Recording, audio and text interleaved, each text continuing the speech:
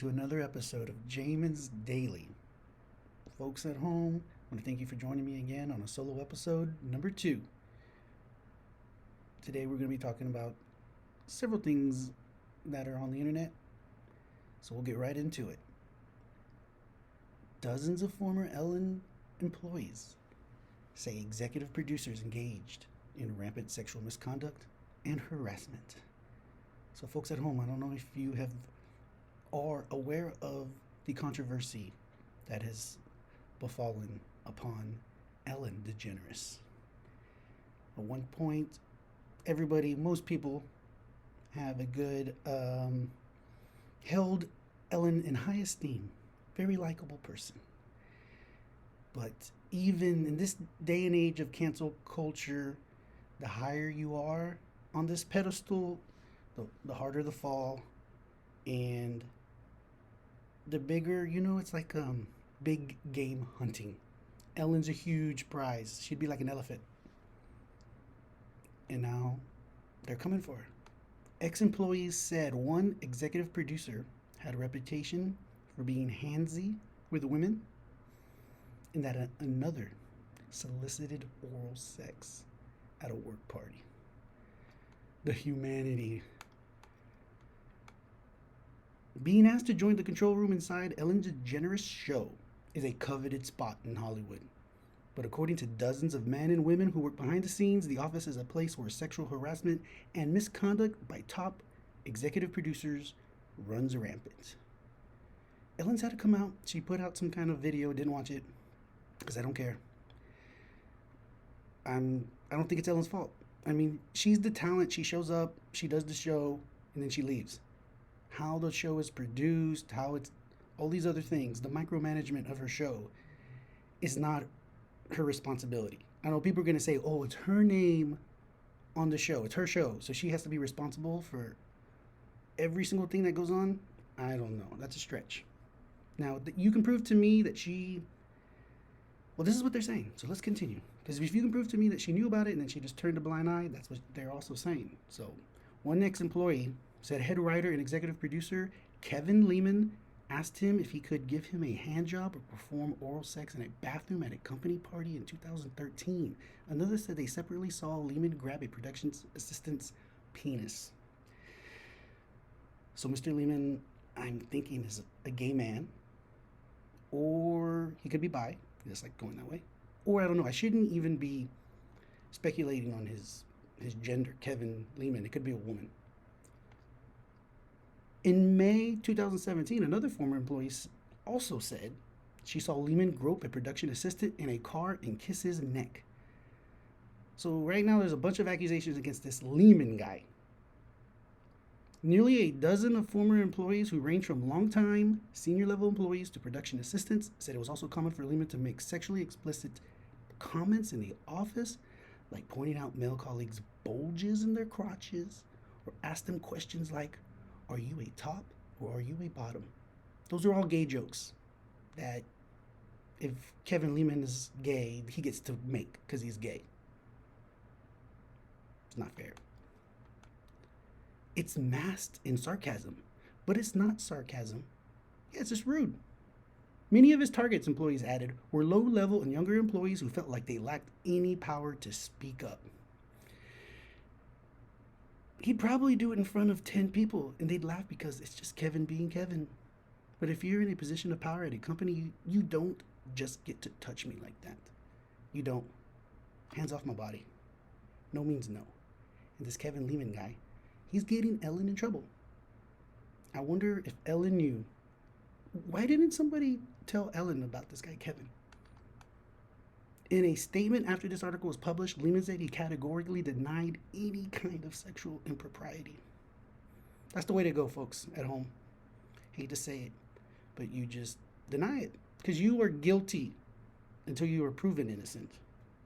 So you have to deny it because you can't have faith that if you're innocent, then you're innocent, because you're not. You're guilty until you're innocent. So he gives this long statement that I'm sure he didn't write.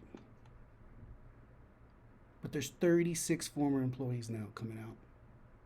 So Ellen, Folks at home, send me an email.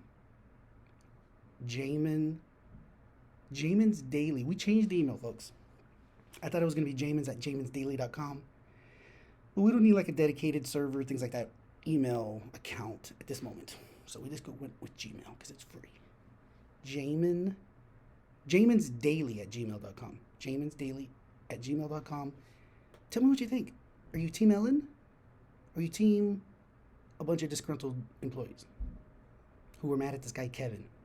This one guy, in this whole article, they're only making one accusation against this guy, where he's the only offender so far.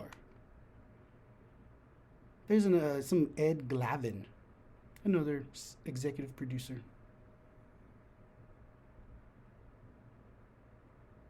Glavin had a reputation for being handsy with women. Well,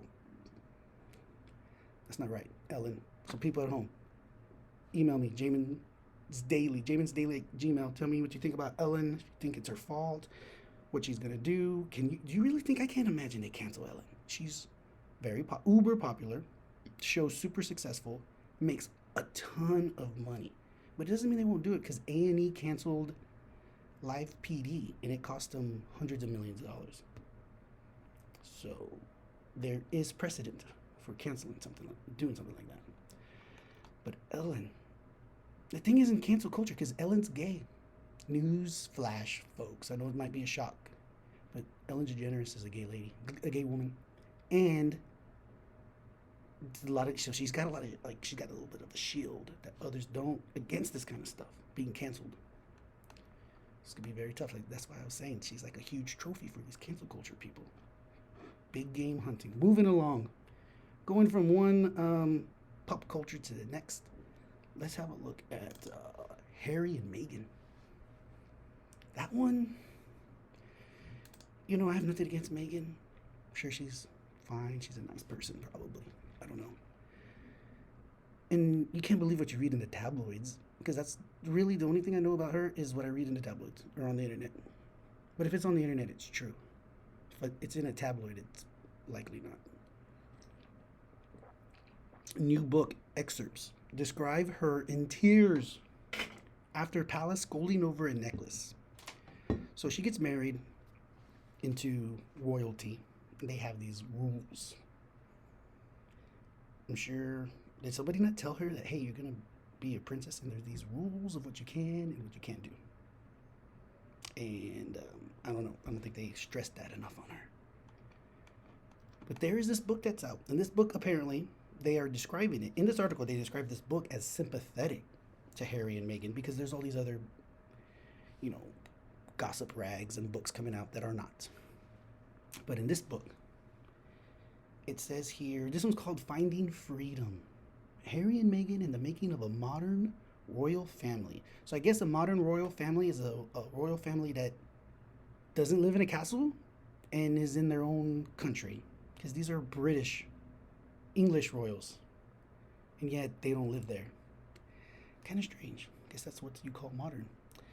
It says here that this is the real inside story. I'm trying to find, the lengthy experts have already appeared in the London Times. And looking for the juicy details, folks.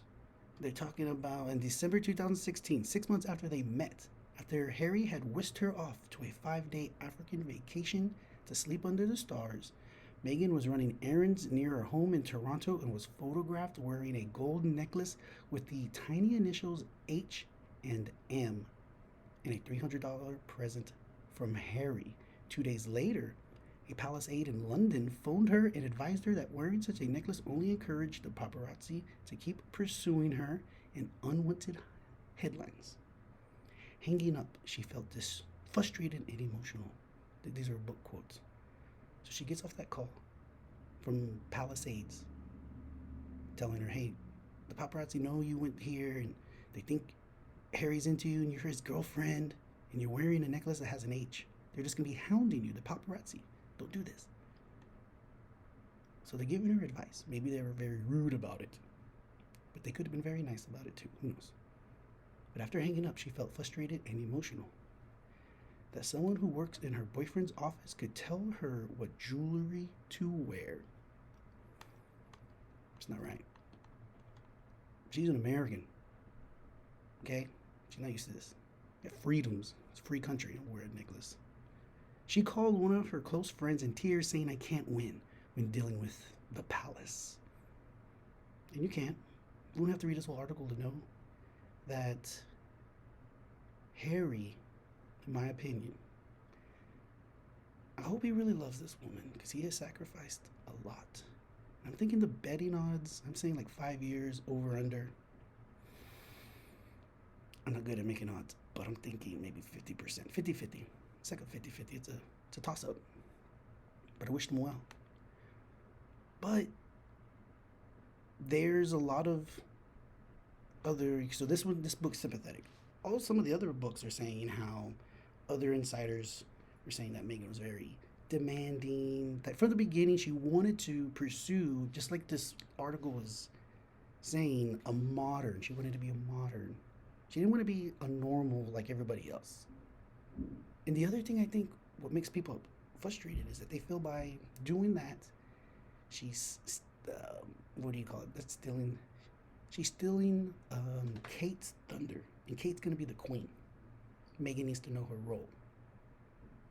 And that's not fair. But that's what you sign up for. It's not like this isn't normal life relationships. This is like this royalty, tradition, all these things. So Meghan comes in. She wants to be a modern princess. Do all these other things. Get into more politics, I think. Or get involved in situations that are made political. Whether she makes them political or not. And the palace, the royals have always been against that. It's like Black Lives Matter right now. Meghan being half black, guarantee you, I'll tell you what, I haven't seen anything on the news if she's been vocal about this. But I'm sure that would have been, I don't know if it's a fear, shouldn't be a fear, but it's not what the palace wants. They don't want Meghan being some social justice warrior, okay? She needs to feed the hungry, do other things. But there's, whether you like it or not, there's this level of, what's the word? Civility or royal tactfulness on how they're supposed to go about it. And I think they're afraid that Meghan wasn't or isn't. I feel bad for the brothers too, because I have a brother. Most people have brothers. And they're saying, they're not talking. So people, that's another reason to be mad at Meghan. She came between Harry and William. It's not right. Finally, before we move on, the book explains Harry and Meghan were forced into a premature declaration due to fear of leaks, but quotes a senior aide as saying the couple would have gotten more of what they wanted if they had handled things in a private and dignified way. So I think that's something that's, all this is debatable, of course, but my opinion is, yeah, they went about it the wrong way. Like, what was such the rush? They could have waited and eased into this a little longer. They shouldn't have, like right away they're branding their names, Royal, what was it, Sussex Royal, or Royal Sussex, doing things like that. It's like, what do you need to do that for? You're freaking a prince and a princess. Everything, you're literally have the silver spoon in your mouth, okay? They're doing these things. So I don't have a lot of sympathy on that end. But I do a little on the constant criticism. That's not nice. So don't judge, folks. Don't judge. Be a little nicer. And that leads us to our break, folks. A nice break. We're going to look at our sponsor, Sage Choice Insurance. Leaders and specialists in property and casualty insurance, led and managed by me, Jamin Alaman. You can reach me at jamin@sagechoiceinsurance.com. Find us on Facebook, give us a like, refer us to your friends and family. They can call us at 361-400-2411. Again, 361-400-2411. sagechoiceinsurance.com. If you're looking realtors, loan originators. You're looking for a referral source. You need somebody to help you close those deals. Call me, Jamin, with Sage Choice Insurance Agency, 361 400 2411. And we'll be back after the break. When we get back, we're going to look into something a couple things people relate to. Credit cards, because of this whole pandemic. There's this articles talking about how people are relying on their credit cards to make ends meet, which is not a good thing, folks, later on. And we're going to look into teachers. This whole coronavirus. Kids need to get back to school. There's this huge debate on if it's safe to do that, if and when, etc., etc. And some of these states and localities are making these teachers go back. At least at the point, currently, that's what they're saying. School hasn't started yet. So this article is talking about the teachers fighting back a bit. So when we get back, folks, until then. And we're back, ladies and gentlemen. And we're back, ladies and gentlemen, from our break. Welcome back to jaminsdaily.com. Thanks for joining us here in our lovely Sage Choice Studios in the lovely Corpus Christi, Texas. We're going to look into, the whole COVID that's still going on. And there's all kinds of ways that it affects everybody. And it's all being reported.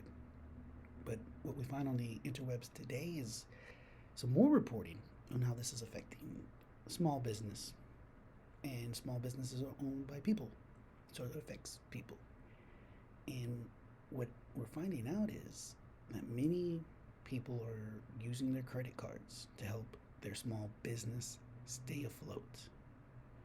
And if you're a small business that brings in $1 million or less, most of that debt, if not all, is personally backed by by some random guy, your neighbor who has a small business.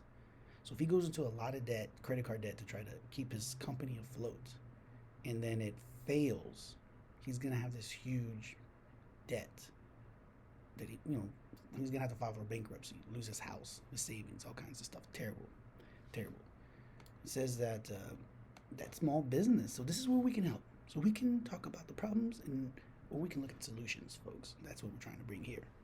jaminsdaily.com. Some solutions. 32% of small business who responded to this survey said that they need sales to increase for them to stay afloat this year. About 1 in 5 said that they would need government assistance. And more money is being considered by the government. They're actually talking about that today. But I don't know. They're going to, it's 4:03 p.m. in Central Time. When I was in my car and I was driving, I heard the news. They're talking about it, and they hadn't, because the unemployment benefits, the extra $600 was going to go away.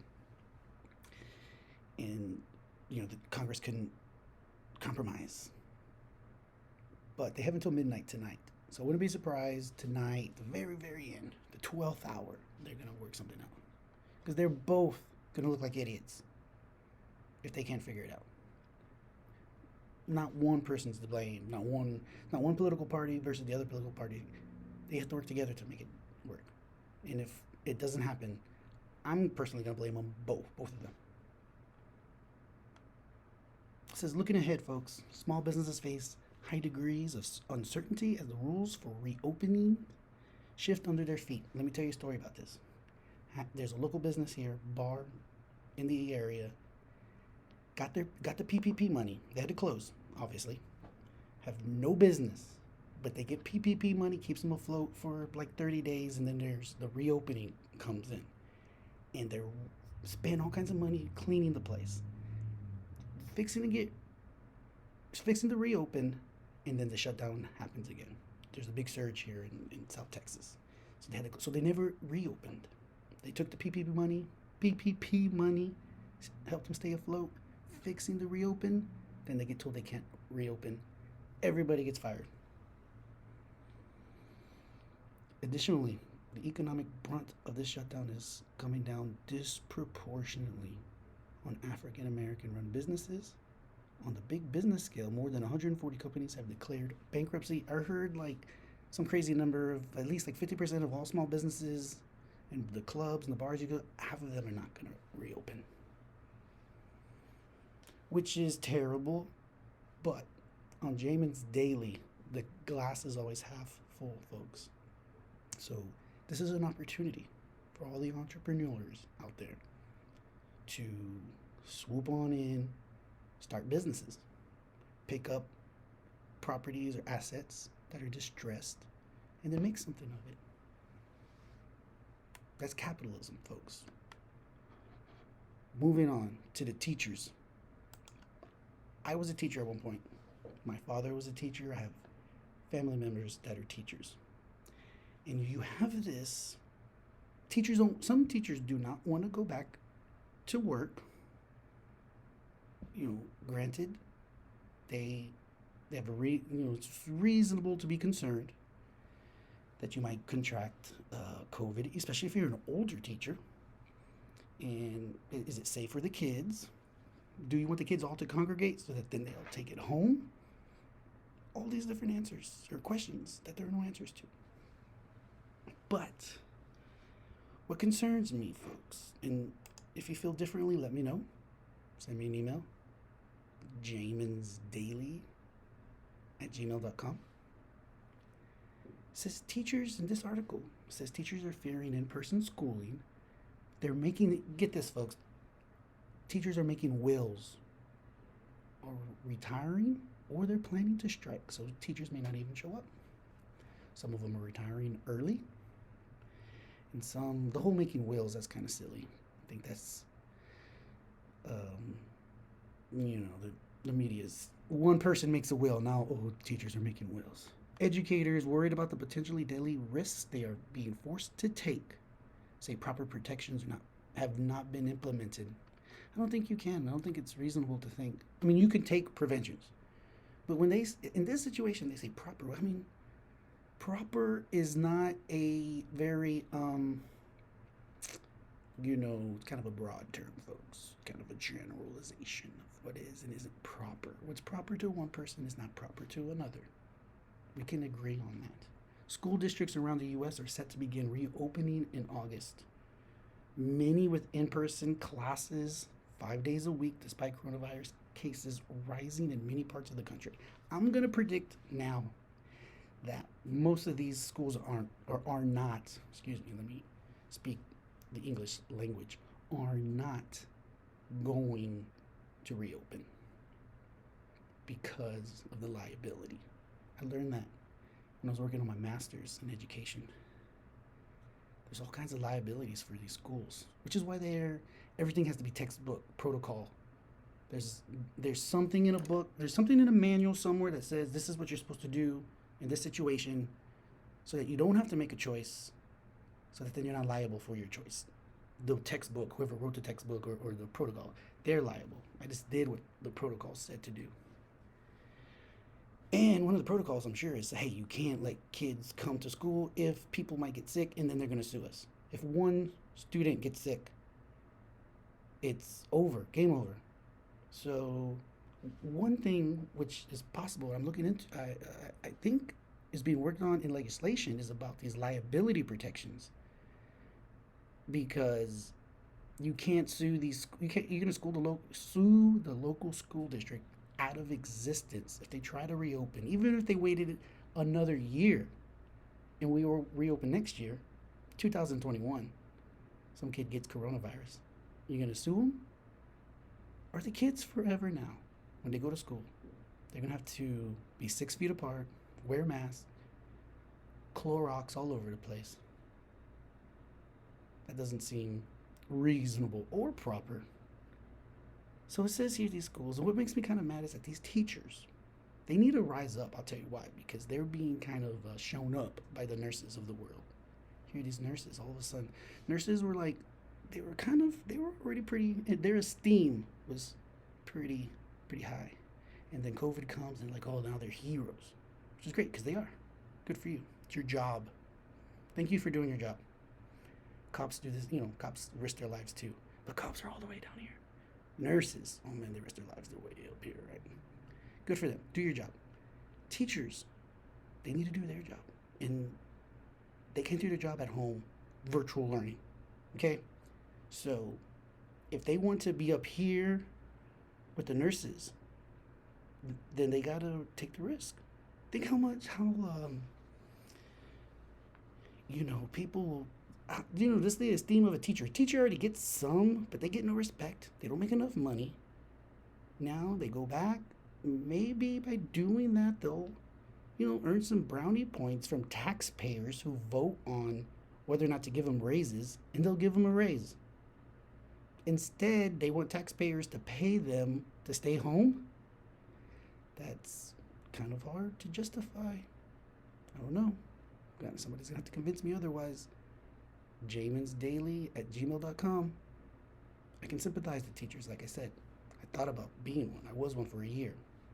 Parents involved in education, family involved in education.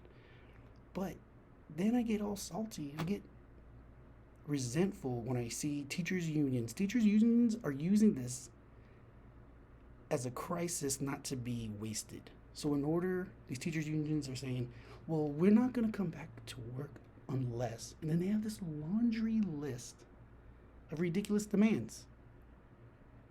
To me, that's borderline extortion, folks. Okay? We can negotiate, but let's get real. All right? I'm not going to let you use this tragic pandemic as leverage in, getting more money, getting all these other goodies that you've been wanting. No, I don't think it's right. Moving along, folks. And this is an interesting topic that I've been following. There was this article years ago. This regards to X-Men and their director, a gentleman by the name of Bryan Singer.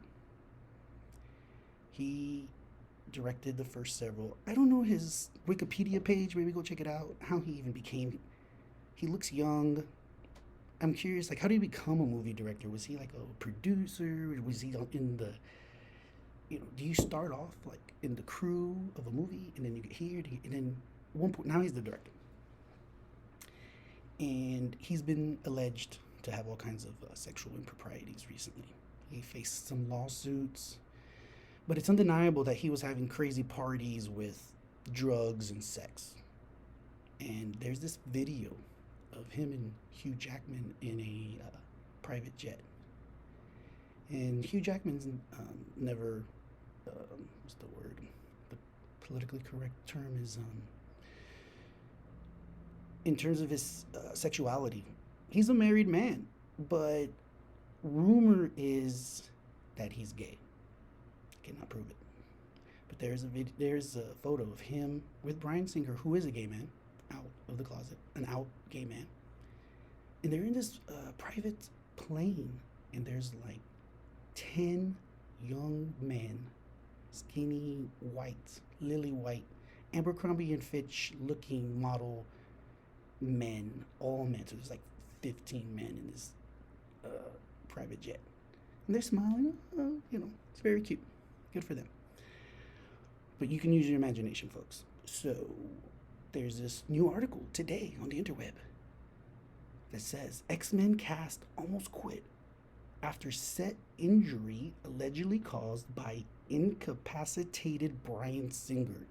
And when we say incapacitated, it's probably not because he had a stroke or some medical episode. It's probably because he was wasted. A new Hollywood Reporter article. Hollywood Reporter, I think that is the site. But when you're reading, it was kind of confusing. A Hollywood Reporter, is that a person? No, this is an entity. But this article about director Bryan Singer's behavior during the making of the X-Men films reveals things. Mainly that the main cast, including Hugh Jackman and Halle Berry, threatened to quit the superhero sequel, X2, X-Men United, following a stunt gone wrong, and sources present during the filming of the comic book tentpole, it's a straight tentpole, told the Hollywood Reporter that the stunt was performed ahead of schedule, and while Singer and other members of the crew were incapacitated after taking a narcotic. This is Hollywood, folks. How does this guy, so he's a director making all kinds of money. What real value? I'm curious to know what his value, like, what is he doing that allows him his talent and his skill as a director. What is he doing that's so amazing that they put up with him? He's showing up. So he's coming to work wasted on narcotics or what? Heroin, popping, some kind of what other? I'm sorry, folks. I don't know a long list of narcotics off the top of my head, but you can use your imagination. So he's all wasted. This ain't some kind of background high. He's probably all, slumped over and stuff. Incapacitated is the word, actually. X-Men producer Tom DeSanto allegedly called for the production to be halted after learning Singer was incapacitated as he became fearful that someone on set could be injured. This is what's interesting. How is Bryan Singer, so he's incapacitated, which means he's not doing anything. So then, and he's not the one doing the stunt. So if he's just there, passed out, and they just say, hey, let's just continue to work, and then something goes wrong, how's that Bryan Singer's fault? Surely they have stunt professionals and everybody else doing their jobs. He's not the only one doing the job. I'm not making excuses for him, but come on. The scene in question was supposed to be filmed the following day. Okay, so it was supposed to be filmed the following day, but Bryan Singer's all wasted. They said the injury occurred during a scene set on the X-Jet that featured all of the main cast except for Ian McKellen, which I think is Magneto in X-Men. So bumping the scene ahead of schedule meant no stunt coordinators were present on the set. I should read these articles before I opine, because I've been proven wrong. Singer's decision to shoot anyway allegedly resulted in a botched stunt that left Hugh Jackman bleeding on camera. So, I guess his decision, I don't understand. If he's incapacitated, how is he making decisions? Isn't he just wasted on the floor? Anyways, to me, the juiciest thing about this is, so this Bryan Singer character, look him up. There's other Hollywood Reporter articles of this guy going back years, talking about these massive Malibu Hollywood parties and all these allegations of him being a predator, sexual predator. He was doing, he was the director for that Queen movie that came out, what do you call it, Rockomentary, or, it was a movie, Queen. He was the director, and then they fired him at the very end. Basically, they had done the whole movie, and then they fired him at the very end so that they could promote it without him being the director, basically. But everybody acknowledges he was the director of the movie. When we get back, folks, we're going to close this second solo episode. We're trying to make these solo episodes on a daily basis, so that we can live up to Jamin's Daily when we don't have guests, because we're taking baby steps, folks. This is a new podcast. Can't get a guest in every single day, nor can I spend 3 hours with a guest and stuff like every single day. So when I keep these videos a little shorter, just touching on some of the current events, having fun with it, hopefully interacting with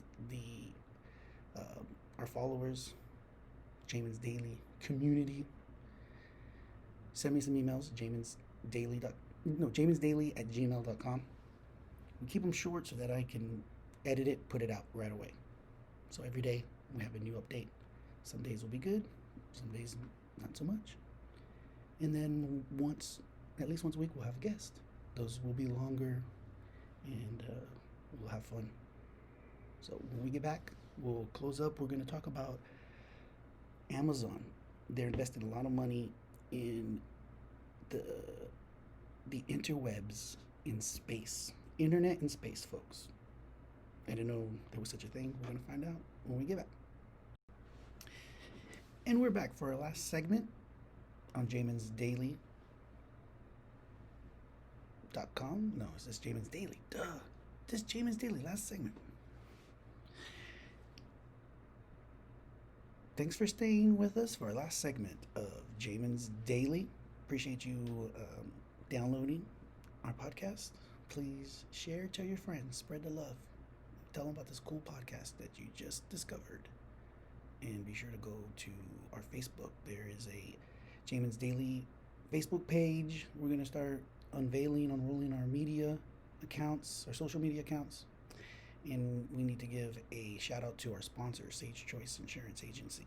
You can reach them at 361-400-2411. Free quotes, auto, homeowners, business insurance, flood insurance, real professionals, 5 years in business, 10, 12 plus years experience, staff, agency owner, agent. Give us a call, 361-400-2411. Go to Facebook, give us a like, request a free quote. So now on to Amazon. And I read the article during the break, and they're going to launch over 3,000 satellites into space. And from space, they're going to provide internet to the world. No more wireless, like cable connection. No more probably even cable towers anymore, because it's all going to be coming from space. And it's going to be able to hook up to 5G, it says. So they're going to spend $10 billion to invest in a planned space-based internet delivery system, because they had to get regulatory approval. I guess if you're going to send 3,000 satellites into space, the government's got to give you the go-ahead. But this is called Project, I think it's called Kuiper, Kuiper. And it's one of several systems planned to bring internet to customers without land-based connections, which is brilliant, because then we are able to get the internet to all these people who, in rural areas, in third world countries. It says they plan to deliver satellite-based broadband services in the United States and then eventually around the world. Amazon has given no timetable as to when this is going to actually be up and running. It says, and this is why they're going to do it, and they're going to make a killing. I'm sure they will. There are still too many places where broadband access is unreliable or it doesn't exist at all. This is according to Senior Vice President of Amazon, Dave Limp. That's a terrible last name. Too bad. I'm sure he got made fun of all the time growing up. Man, poor Dave. But we're adults, folks, so we don't have to poke fun of Dave Limp, Senior Vice President of Amazon. He's got the last laugh now. All those jerks making fun of him, Limp. Hey, Limp. Now look at him, Senior Vice President at Amazon, banking. And he's right about the internet. Not many people not getting it, poor people. So imagine if it's in space, it's coming down. It's going to have to perhaps bring the price down. I don't know, maybe it's going to be the price up. Go up. If you know, let me know. jaminsdaily@gmail.com. Amazon, in a statement, said the project also aims to deliver an affordable customer terminal that will make fast, reliable broadband access to communities around the world. That's what they said. That's what I said earlier. I think this is a good idea. One of the things I think that is unfortunate and is a disadvantage to many people in general, but especially children in education, is the lack to broadband. I mean, most people have phones and they have availability to Wi-Fi, but I question the ability. On a smartphone, the screen is small. Kids need to be a desktop, at least a laptop, a bigger screen, so they can learn how to type. It's a very useful.